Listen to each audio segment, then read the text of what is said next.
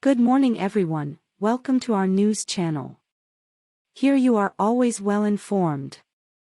I ask you to please subscribe to the channel. Leave your like and thank you very much. The reviews for the long-awaited DC outing, The Flash, are now in. The reviews for the long-awaited DC outing, The Flash, are now in. So, following the much-publicized praise from the likes of James Gunn, Tom Cruise, and Stephen King, does The Flash reach the heights of being one of the greatest superhero movies ever made? Well, not quite, is the frustrating answer, as The Flash sprints to a fresh score of 73% on the review aggregator site Rotten Tomatoes. We begin with MovieWeb's own Julian Roman, who heaped praise on The Flash and how it gives DC fans exactly what they've been looking for. Ezra Miller saves the Snyderverse in a stunning superhero adaptation that gloriously lives up to the hype.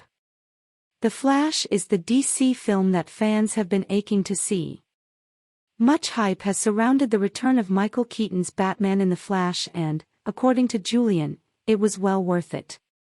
Michael Keaton's return as Batman will kick your *** and break a foot doing it.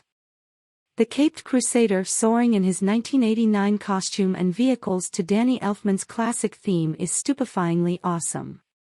Keaton plays the character as older and wiser but just as formidable.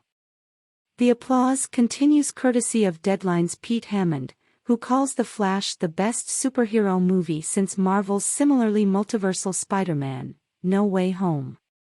Easily the best in the genre since Spider-Man, No Way Home, this fresh, invigorating, and hugely entertaining summer treat is as good as it gets when it comes to cinematic takes on superheroes.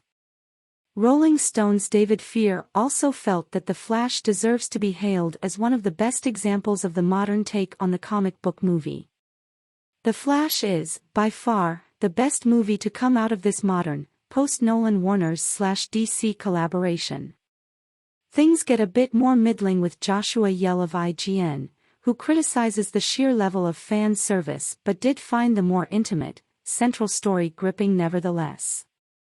The superhero fan service is strong with this one, perhaps too strong at times, but it never fully overshadows Barry Allen's genuinely tragic and heartfelt story of grief.